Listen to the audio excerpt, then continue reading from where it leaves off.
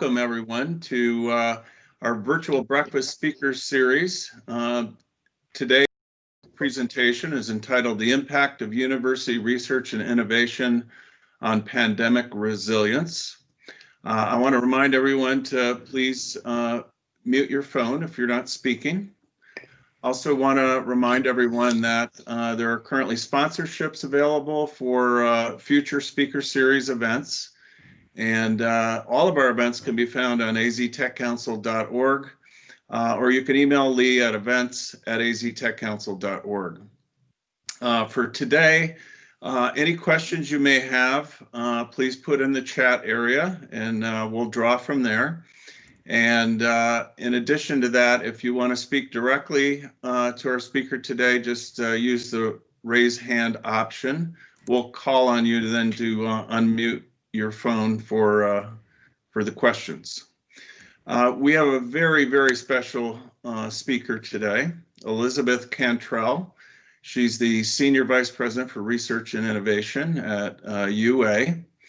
She, in fact, leads the Office of Research, Innovation, Impact at the University of Arizona. The office includes the university's research enterprise, corporate engagement program, Tech Launch Arizona, Tech Parks Arizona, and Arizona Forge. And by the way, Carol Stewart just became a board member of the Arizona Tech Council yesterday.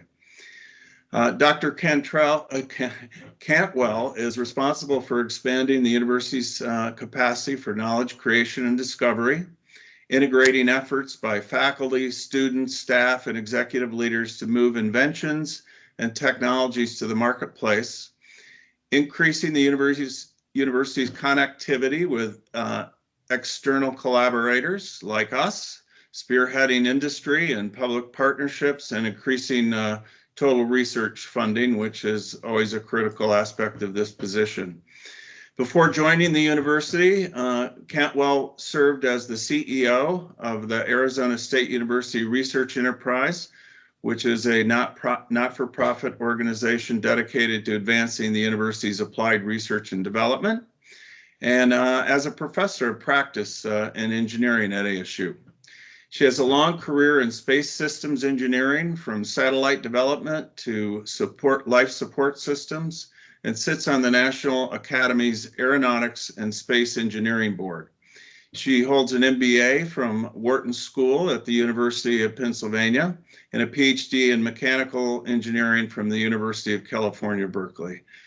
Please welcome today's speaker, Dr. Cantwell.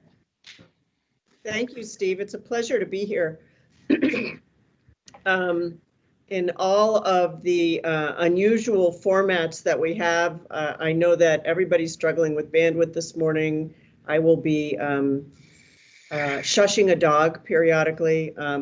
But what I thought would be interesting for this audience is, and I hope you take away at the end of this, and in fact, I hope you ask me questions about, is the value of these major universities that we have in the state of Arizona in not just pandemics, but in times of real challenge. What's the value of our research and what's the value of the innovation that we stimulate? Next slide, please. Lee, thanks. So I'm going to give you just some facts and figures about how we have dealt with, in an operational sense, managing. We're a Research One university. That's a sort of a fancy designation for universities in the United States that are incredibly research intensive. So in the last year, we executed $730 million worth of research activity. That means that's the amount of money in a single year that flowed through the university in research activity that is everything from people's salaries to supplies to the operation of research laboratories. Our laboratories themselves are research facilities. If you were to look at them in a real estate sense and what's the value of those, that's over $1 billion. So we operate, at $700 million a year, and in cash flow through, and about $1 billion worth of facilities and activities. Next slide, please. Thank you. So let me just lay out really briefly what we did when it became apparent that the country was going into, and the state, into a pretty significant pandemic. We have a lot of specialists. It turns out that because we have two medical campuses and a very large health sciences set of schools, we have a lot of people who are virologists or have spent their career studying pandemics in both historically and in other parts of the world. So as the country and as the state moved forward, we started planning. We knew that our research activities, we have well over 1,000 groups doing different kinds of research. And we began in the middle of March, so this is going to look pretty fast as we move forward. We began to produce and ask all of those teams to look at their activities from a research continuity perspective. It's pretty much like what most of you may do if you do continuity of operations planning of any sort. That's often done around your compute capacity, or your IT capacity. We began that planning activity and very rapidly thereafter. So we started that on March 11th. On March 30th, Governor Ducey issued his stay-at-home executive order. And we began on April 1st to shut down research. Now, the executive order allowed us to waiver that activity associated with critical research, which we did. And I'll talk a little bit about that in a minute. So we ended up with about 20% of our total activities up and operating again under a very heavily reviewed waiver process. And we also saw close to 200 of our research teams develop capacity to operate fully remotely. And most of those teams remain in full remote operation mode, which means that some, 1/6 of the research that we have funded at the university is able to fully deliver remotely. So through April, we worked with our $1 billion worth of facilities and our 1,200 research teams to safely shut down their research unless they had a critical research waiver, and to go into remote mode as much as they could. And then in the May timeframe, we began to anticipate that the executive order would be lifted and we would go to a different phase of operating. So in the May timeframe, we issued new guidance, which was really about how to ramp back up from your closure mode or your critical research mode. On June 1st, the executive order was more or less lifted, and we went into what we call phase 3 of research, which is if you can fill out a checklist as to how you will operate your research safely, and we all approve it. That starts from your departments up through your colleges and up to my unit, which is Research, Innovation, and Impact. And you get an approved checklist, then you may begin operating again. We knew that it would be slow, but so between June 1st and now, we have actually more or less 550 of our 1,200 operating research teams. And of the 1,200, we have about 300 that are fully operating remotely. So we're back in action at about the 65 to 75% fully operating level. Next slide.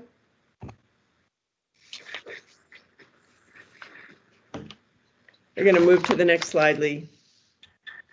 I know he's probably trying. We're all struggling with bandwidth here. So that sort of says, how do you pivot on a dime when you're operating $1 billion worth of facilities and you've got thousands of people doing research?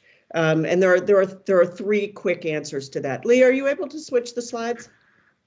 Are you there? I'm not. Yeah, sorry, I have to switch back and forth. Yeah, the slide was switched when you said it's, so I don't know why there's a delay on it. So yeah, it should be, it's showing on my computer switched. Okay. It's not showing now, Lee, at all. I don't know what to tell you. It's showing on mine. The pivoting to address COVID-19 slide is showing up on mine. Yeah, pull it down and put it back up.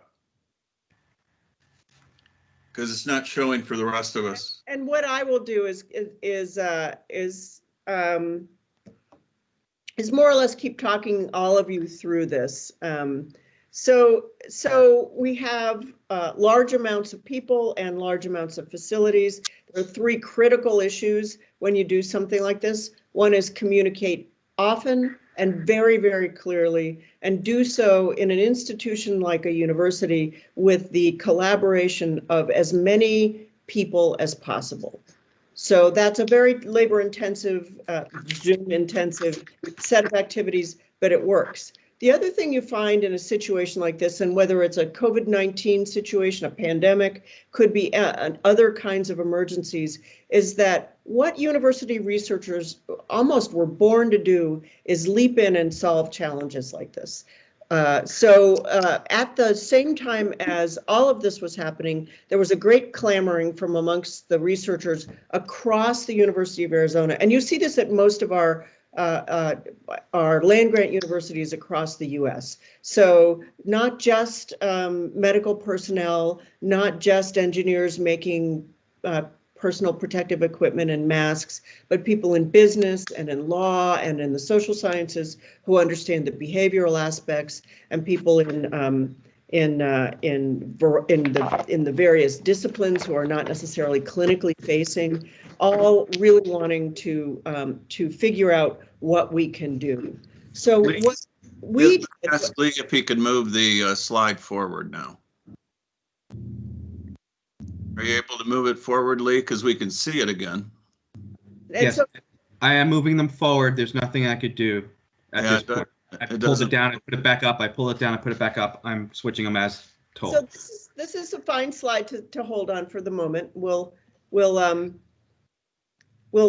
tell you when we need the next slide. So we pivoted to address COVID-19. We now have a multidisciplinary team of about 250, almost 300 researchers from across many different disciplines who are working together to do three things. One is address the challenges we see in our health facilities and amongst our population. And you saw that very early on with the University of Arizona's and other universities in Arizona, but our early focus on testing, on antiviral testing, which we have rolled out, warning dogs,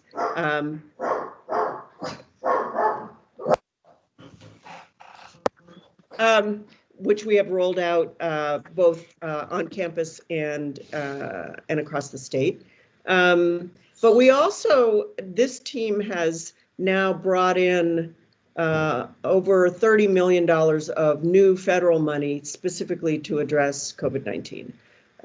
As you know, I'm sure most of you have seen many different versions of federal funding to support both economic activities and individuals. There's also a lot of money that's been allocated to research. So we also had engineering teams and health teams look at things like manufacturing face shields and 3D printing swabs and producing hand sanitizer. What all of that, I would say the takeaway that all of you should take from that is that when you have research productive universities and you have a massive social emergency, you will get unique solutions for your region that you wouldn't have had otherwise. There are a number of other examples of those pivots, and I'll go into some of that as we get a little further along. Let's see. All right, we're adhering to safety protocols. So going back to how we manage this, because as I said, we've turned on a dime large amounts of people in facilities, and that takes a lot of communication. It also takes a lot of oversight.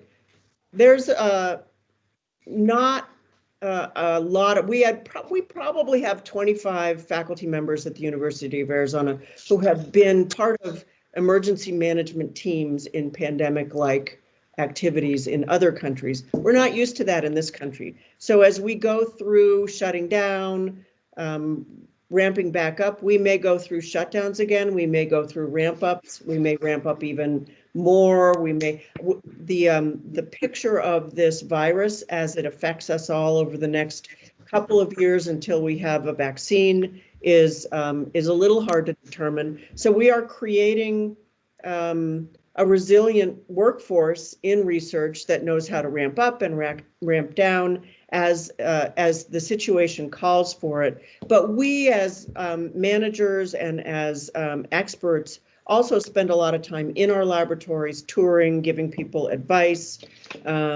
letting them train each other, doing training videos, safety videos. We're working as fast as we can to become smart about how to do all of this. And just as an aside, happy to share any of those lessons learned with any of you that would benefit from that kind of information. The main thing that we look for is not 0 cases of COVID in our research population, because we know that's unrealistic. This is a disease that's out there. People are going to get it. What we are looking for is that our population is adhering to the safety protocols, which means distancing, it means scheduling so that not a lot of people are around each other at the same time. It means absolutely rigid adherence to the use of face coverings or face masks if you're in a situation where special like N95 masks need to be, and real thought about how to protect each other and yet continue operating. What we have not seen, so we have so far seen 6 or 7 positive cases of COVID across these thousands of people who are doing research right now. And none of those cases, they've all been community acquired, have resulted in the transmission of that of COVID to other team members in the research cohort. That is what we look for. That is how we know that our groups of researchers are adhering to the protocols that they've agreed to in their checklists, but they're actually doing it. We know that researchers have, I call it an affinity for compliance with things like personal protective equipment, because many researchers have to do this as part of their research team. It's part of what they have to do. They're used to federal oversight. They're accustomed to some version of we need to comply in order to get our work done. Having said that, we have high hopes. We interview our student researchers. We have approximately 250 undergraduate student researchers and a far larger number of graduate student researchers. We do have students in the lab. They are part of the team. They operate just like everybody else does. We pay a little extra attention to making sure that they're safe and that they know what they're doing. But we also use them as ambassadors. So we're doing little videos of our students operating in their laboratories and in their research to share with the rest of the student population, which will be coming back pretty soon. Let's go to the next slide. This is just an example of me. I tour 2 to 3 laboratories a week. I wear full PPE. I spend most of my time talking to the people who are working in the laboratory about how's it going, what are your problems, what stresses you out, what keeps you up at night, and how's it working with your other colleagues. We have found remarkable ingenuity and innovation amongst our, particularly people operating in laboratories where, for example, maybe one team member has compromised health and can't come into the laboratory. We have seen and documented in video and in writing phenomenal approaches to getting the work done with at least some of our team members operating remotely. So that includes, and I'll talk about this later, significant use of technology in unanticipated ways. Next slide, please. So when we look to the future, actually right now we're still pretty much in scramble it and figure out how to get it done mode. But when we look to the future, we all think about what this experience tells us about what basic research will look like and the kinds of transformations that we expect to see.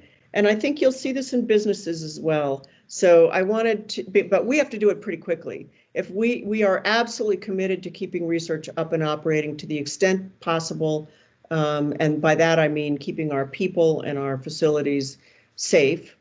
And so we're moving rapidly to do that. So next slide, please. So let's talk about the fourth industrial revolution for a minute. This is a hallmark of the pre-COVID world at the University of Arizona, where all of our strategic plans for the future focused around what is called the fourth industrial revolution, which if I were to describe that, I know many of you have heard that term and know what it means, but if I were to describe that really simply, it is the transformation, the industrial transformation associated with all of the aspects of technology that are data-driven. So we look at robotics, automation, artificial intelligence, and machine learning, but anything quote unquote big data, anything autonomy-based. These are really aspects of the transformations that you are all seeing in manufacturing. And I think transformations that will enable us to reshore an enormous amount of manufacturing that we offshored over the last 20 years.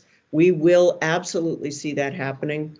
And research, basic research, is really at the forefront of moving out along those lines. We are seeing the advent of the use of cameras. We've seen laboratories where, in order to allow social distancing, one person at a time in the lab, where there might ordinarily have been 6 people doing different activities at once, we've seen the massive use of webcams and online loggers, data loggers. The consequences, and then the autonomous actions, things that someone might have gone into the lab to do, they're now doing with remote actuators. The consequence of all of that is the amount of data that's flowing back and forth between people doing research and between their laboratories and them has shifted just in 3 months. That and all of our researchers, including those who do clinical research, human-facing research, field-based research, are becoming data scientists, whether they were before or not. So this underscores an aspect of the fourth industrial revolution that we all know. We know it in academia, but we are seeing it come into the fore so quickly, which is we all have to be data experts. Next slide, please.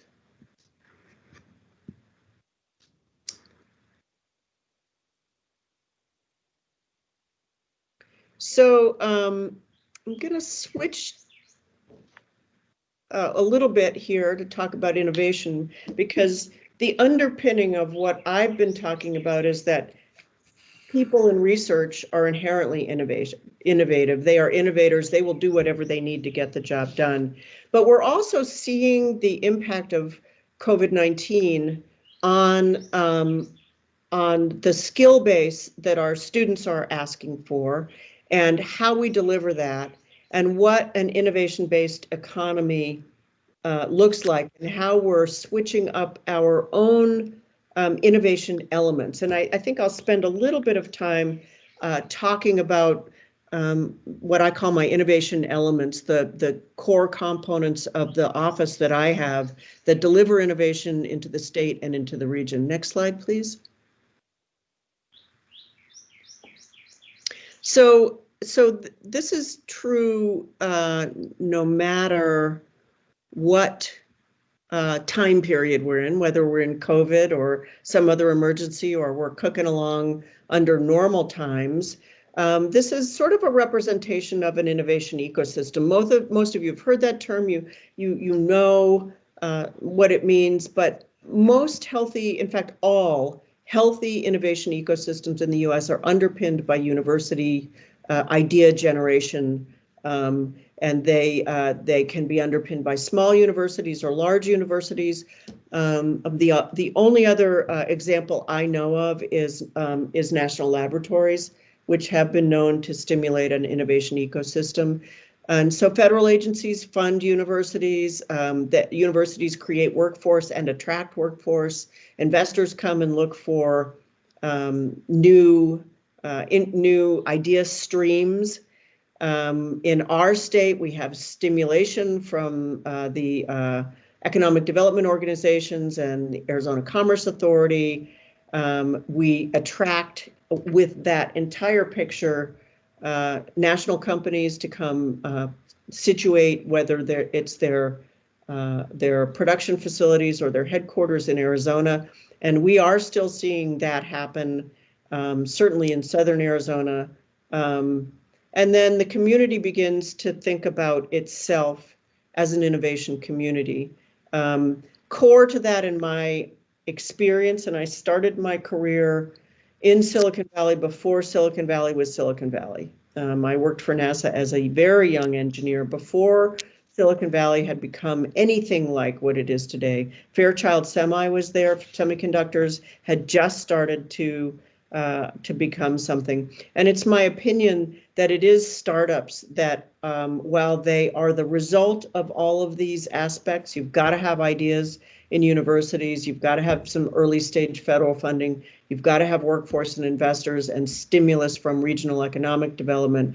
But it is startups feeling like they can not only be viable in our region, but that the entrepreneurs who create those startups want to stay here because it's the right place to be. And if they do it once, they can do it again, and they can start to be advisors for other startups, and we begin to create a virtuous cycle. So the University of Arizona, of course, plays a role in creating university-based ideas. We have lots of federal funding. We create a large number of graduates who go out and become the workforce for the region. We are, and you know, you see this in Phoenix in spades, but Tucson is really beginning to see the development of a very interesting and targeted in Southern Arizona investor community, which is one of the things that attracted me to this position and to Southern Arizona. And we're starting to see startups that stay here, stay in Tucson, stay in Southern Arizona, graduate one way or another, and then their founders stay here. Why is that interesting and useful in the COVID-19 sense, in the pandemic sense? Because not only did we have 350 researchers who all got together and started putting bids into federal funding and really working more on the enormous challenges of COVID-19, but we also already had a fairly large amount of intellectual property through TechLaunch AZ that was available to really stimulate new startups to serve new needs in the COVID-19 and in the pandemic sense. So just in general, we broke records last year, and remember, half of our fiscal year was a pandemic time. We broke records with new startups last year. Some of them include a company called Ciox, which really created an entirely new way to do respiratory assist devices. That intellectual property had already been created, meaning that research was turned into intellectual property over what's typically a 5 to 7 year cycle. So that was ready and waiting within TechLaunch.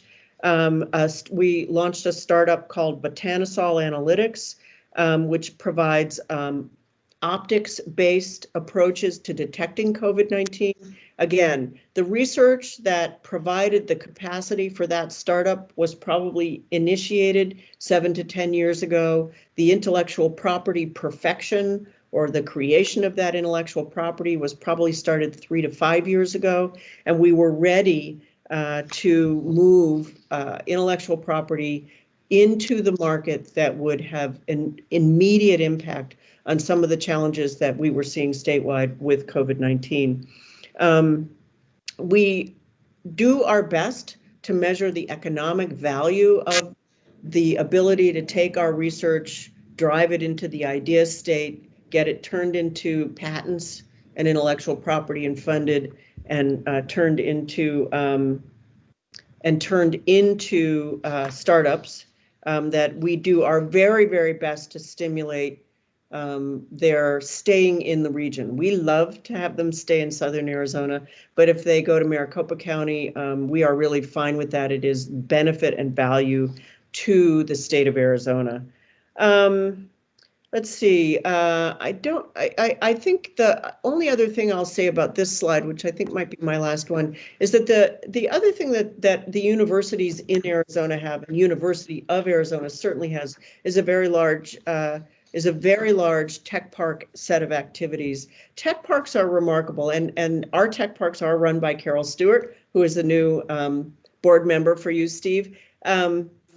Tech parks create the capacity to have true public-private partnerships, which means we stimulate on the university side, but there is a much more of a traditional commercial approach to partnerships. Our tech parks have the University of Arizona Center for Innovation, which stimulates not just startups, but providing the capacity for startups to get from infancy into commercial viability. Right now, if I recall the number correctly, the UACI in the University of Arizona Tech Parks has about 27 startups, which are resident in their facilities. So part of a tech park set of activities, we provide the capacity to incubate startups. We are opening a new incubator in Oro Valley around life sciences startups. Life science startup space is very dear. It requires wet labs and very unique spaces. So 24, sorry, I'm looking at my numbers. 27 is wrong, 24 is correct. But what we don't see is any lessening of the hunger for creating startups. So what a pandemic experience like this and a long-term challenging resilience emergency for our region does is it stimulates the innovators. They want to go out, and if they're researchers, they want to start new research to solve research challenges. If they're innovators, they want to start new companies. If they're already companies, they want to enter into the new market. This kind of challenge is what innovation is actually made for. And we see it across the panorama of our innovators, from our baby basic stage undergraduates working in research laboratories, all the way out to our investors and our experienced company CEOs. Everybody wants to do this, and we can measure it. We can see how much federal dollars we're bringing in, how many students are asking for internships in research. We can see it in the amount of remarkable intellectual property that's getting declared and turned into patents, and then the numbers of startups. So I would say that what that tells us about the state of Arizona is we have enough going on in the innovation space that when a resilience emergency like this happens, we can see the impact on our innovation community. We can see that uptick. We can measure what is happening. We should not only be proud of that, but we should do everything we can to continue to stimulate that innovation economy, because the next, whether it's a pandemic or an emergency of any sort, we will be able to activate our entire innovation ecosystem, from our researchers at our universities all the way out to our startups, keep them here and solve our problems for our state. And if that doesn't provide some impetus to companies that are thinking about where to go because California is too expensive or not a comfortable place to be, they should be really strongly thinking about Arizona. I will end there. I think I've probably eaten up enough presentation time and open it up for questions. And Steve, you're going to curate the questions? Yes, I'm going to moderate the questions. I have a number of questions for you, but we've got questions coming in from the audience, so we're going to start there.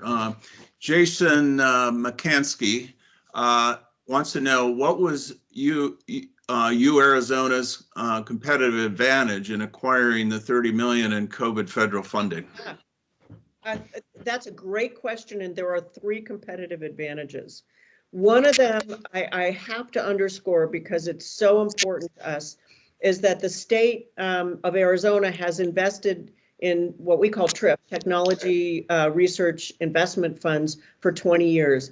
Those investments have done many things. They have allowed us to graduate remarkable people. They have allowed us to attract and hold remarkable faculty, but they have particularly allowed us to invest in critical research infrastructure. That's facilities, laboratories, that we could literally pivot to the COVID-19 problem. And the best example, there are 2 really good examples. One is that we have biosafety level 3 facilities funded by TRIF over many years. We use them to study viruses. We use them to study dangerous, those are laboratories in which you can safely study dangerous, not chemical substances, but biological substances. We had enough of that we could pivot to COVID-19 testing, which must be done in a BSL-3 facility within a matter of a week. So the TRIF is one competitive advantage. The second competitive advantage is we have not 1, but 2 medical schools with a remarkably broad suite of professors and faculty. And the third is that we are just research intensive, which means when you look at our research expenditures, we are up there in the top 20 in the country. And so we have, I'll just call it a culture that says, and that's what happens when you have research intensive universities. That culture allows rapid pivoting to any challenge. And we did very, very well in our proposals for new COVID-19 funding. Dr. Cantwell, something you may not know, but the Tech Council does a lot of public policy work on behalf of the tech industry, and we've long supported the 301 funding, and especially the funding targeted to TRIF.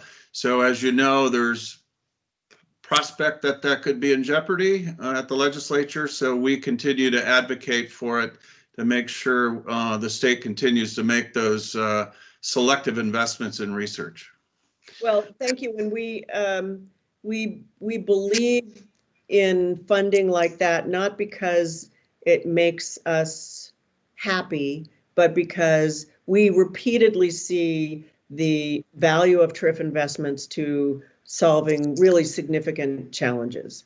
And we would like to, we have a lot of people who are at the University of Arizona because they can do that and want to continue doing that. Yeah, if you haven't seen it, I serve on the Bioscience Roadmap Steering Committee, and the Flynn Foundation hired the Milken Institute to do a study on the impact of TRIF funding, which has been remarkable. Right. Okay, next question comes from Jeff Sales, runs our Tucson office, asking on behalf of the members, it would be great if we could get the lessons learned document and share that with everyone who registered for the event today. Is that possible? It is. We won't be able to turn it over tomorrow because we've got it in sort of non-formal format. But I would say within a couple weeks, we can have a 2-pager. And I think that will be 2 pages with some links into university websites and experts at the university who can help anybody. It's more lessons learned are things like everything from how do you really communicate the importance of using personal protective equipment under certain situations and wearing face coverings? How do you really get through? What's important and impactful there?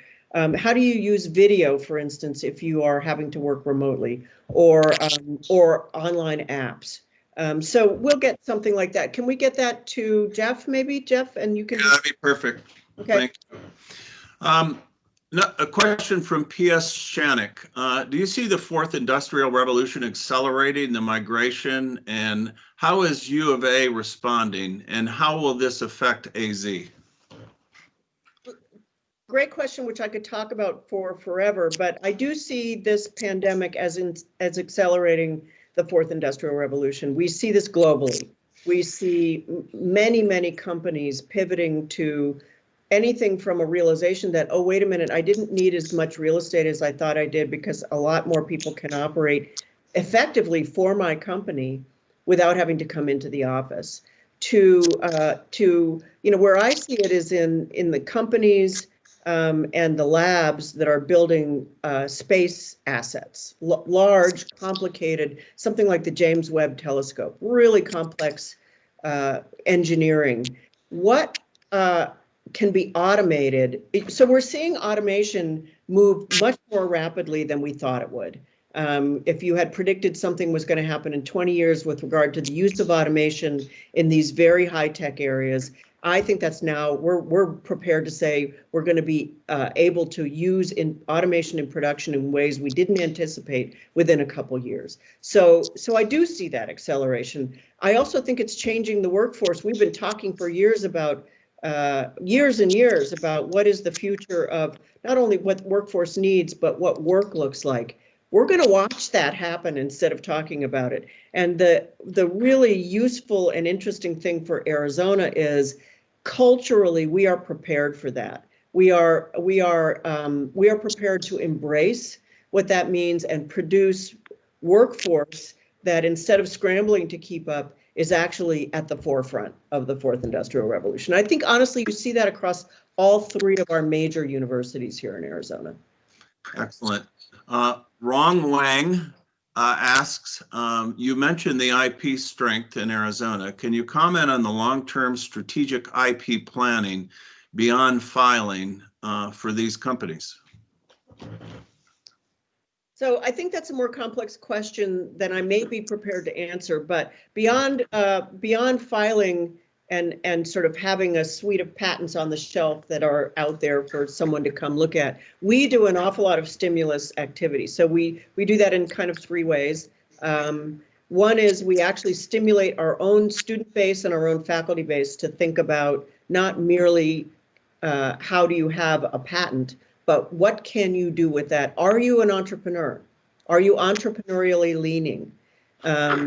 And we are starting to move that kind of entrepreneurial thinking and entrepreneurship training more and more out into our local community. So we also, we actively seek, and with the help of investors like a Fletcher McCusker, who runs UA Ventures and has seen how important it is to be in the community and stimulating investment, and has become a full partner with us in thinking about how to bring investment. So we stimulate our community, we stimulate investors, and the other thing we're doing is really looking at how do we make real estate available for startups. As I talked about the Life Sciences Incubator in Oro Valley, we're also building a purpose-built building in the Bridges, which is the new part of our tech park, which will be innovation focused and startup focused. Our goal is to have that entire site be a hub of startup activity. Very good. Next question, given your experience as a faculty member with students and your experience with researchers, do you think you know how students will behave when they come back on campus? I would be remiss if I said I know how students will behave. What we do see, however, and I think we know that communication that's appropriate for students is called for. But we also know from the students that are in our laboratories today that that they value being a part of something that's larger than themselves. And our goal at the University of Arizona, among other things, is to not just tell them they should be part of something that's bigger than themselves, but give them that experience. So that community experience, the experience of enabling our students to be genuine partners as opposed to some other piece of the community, is culturally a huge piece of allowing us to successfully open. Very good. Can you draw some linkages between the university innovation ecosystem, which you talked a lot about earlier, and COVID-19? Actually, I think you've done that earlier. In other words, how does the university innovation ecosystem make us more resilient to the pandemic? I guess you really addressed that earlier. Anything you want to add? Yeah, let me use it. Let me try and underscore that by using a different made up problem. But we live in a desert, and we could imagine that there was a water emergency at some point in the future. And we could, because of all of the things that I referred to before, absolutely pivot on a dime, an enormous amount of capability, and solve a water access related challenge very quickly. So it isn't just a pandemic that we could rely on, and I think should rely on our major universities for, in that sense. Excellent. So one of the questions was, do you see young people shying away from research as a career due to COVID-19? I alluded to this, Steve, quite the opposite. I see, we all see vastly increased hunger for research-focused experiential learning. And I think there's 2 or 3 reasons for that. One is ours. I mean, if you don't have a young person in your family, you should know that young people are experiencing this very differently than those of us that have had a long career. They are looking down the barrel of a transformed world compared to what they thought they were growing up into. And they are very keen to have real experiences that will help them negotiate that. At the same time, research is clearly enabling the globe to survive and potentially get to the point where we can thrive in this pandemic. Its value is so clear, and we see many students who not only want to go into the health sciences, but engineering, even the behavioral sciences associated with, we now know what research can do to solve problems. It's not a good way to have proven that to students, but it is stark that research is absolutely necessary in order for the globe to be able to survive. Excellent. I'm going to ask you 2 questions because they're interrelated. Does the 4th industrial revolution changes that you see include data? In other words, is there a big data component to that? And then the second question is, can you talk more about the issues of automation and autonomy? Are we going to see the same thing we see in other areas as we're seeing with driverless vehicles, autonomous vehicles?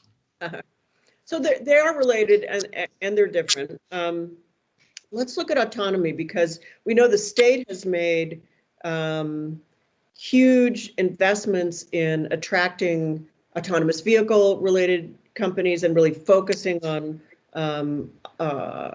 automated mobility. Absolutely, those underpinning technologies that are currently being built and developed for vehicular autonomy will be applicable to the kinds of autonomy we need right now in order to function in this pandemic. So how quickly companies are able to pivot to new products, I wouldn't be the one to predict, but I do think we're going to see some product development associated with the both data capacities and the underlying programs, the programming that allows autonomous vehicles for laboratory autonomy, for autonomy. And, you know, if you're doing a field research program where normally you would take 10 people, yourself and your colleagues and a bunch of students, and you'd either pile in a van or go to another country and all think of even an archaeological dig. We are going to see autonomy become part and parcel of that kind of activity. So to roll that, so what does that imply for data? It means, and we all see it every day. Some days we get on our Zooms and everything's working great, and sometimes it all slows down. That's a bandwidth challenge in our neighborhood maybe, or in our town, or we will see those challenges get met fairly rapidly, in my opinion. And that means that the data aspects of autonomy will be able to move much more rapidly into new products than might have ordinarily happened. Might have taken 5 years to get enough bandwidth to begin thinking about a product that you can market that uses a sensor, for instance, that uses a lot of bandwidth. We can think about that next year. And so it's all coming much closer to where we are today. It's a remarkable opportunity. It is absolutely going to be a data-rich world. I recommend it to each of my children who are in their 20s, and I'm now myself going back to online school to become far more of a data expert than I was, very specifically because it's going to be the basics skill, like knowing the basics of math, or all of the basics that you learn in high school. Data is going to be one of them, and we should all be there now.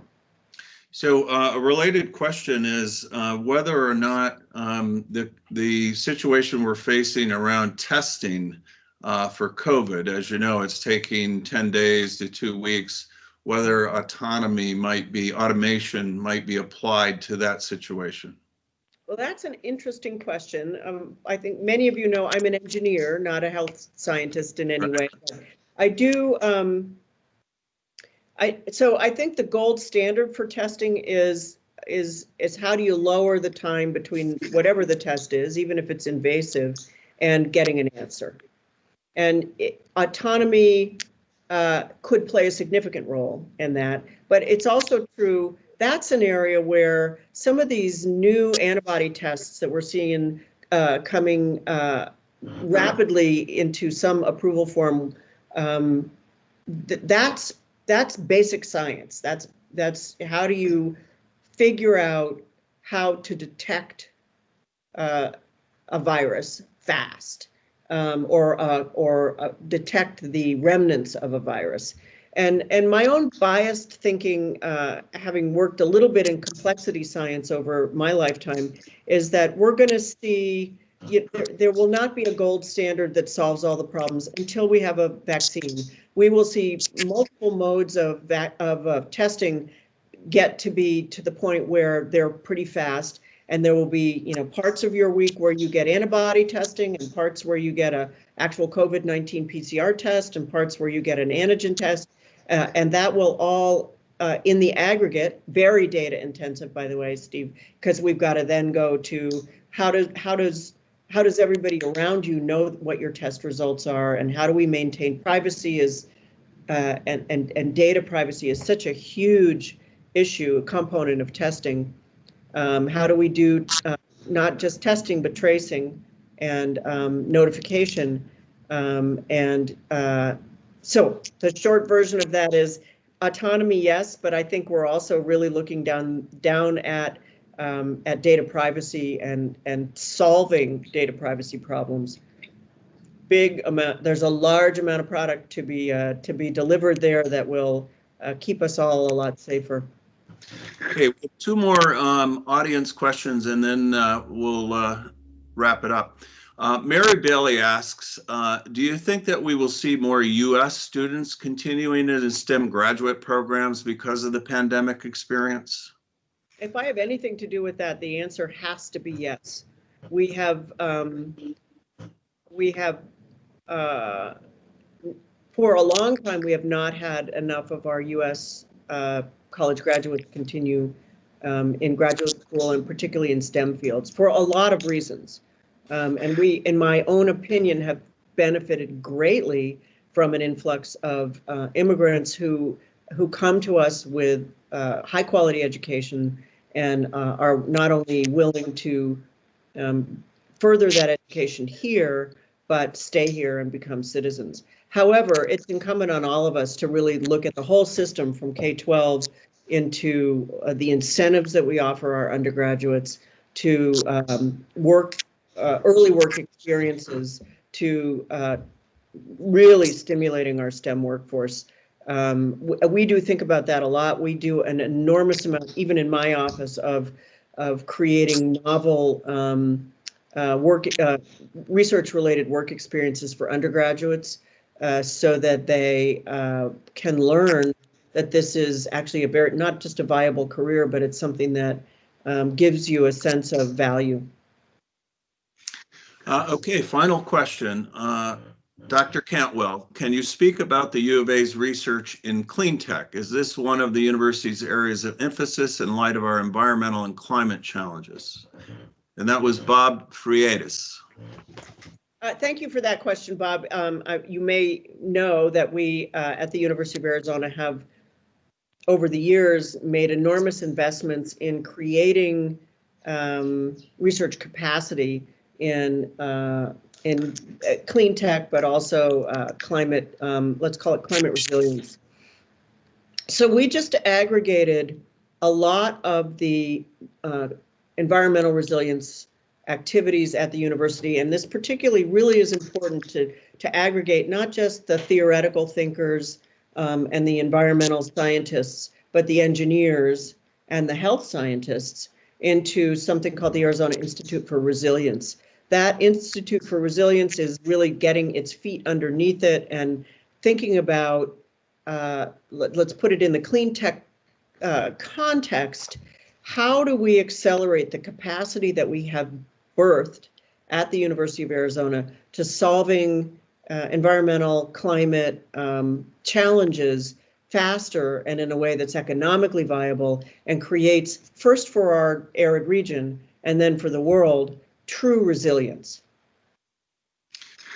Any final comments, something you want to convey to the audience that we didn't get to ask? Let's see, I would only say that to reiterate, and I've said this twice, but I really believe it, that's why I moved to Arizona from California, is that there is a remarkable culture in this state of getting things done.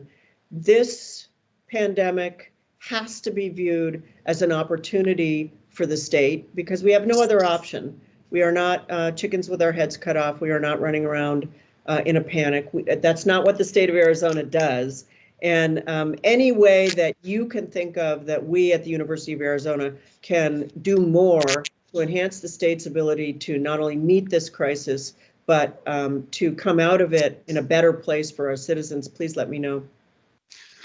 Well, Dr. Cantwell, on behalf of the Arizona Technology Council board and staff and members, we really appreciate in this difficult time making yourself available today for this interaction with our members.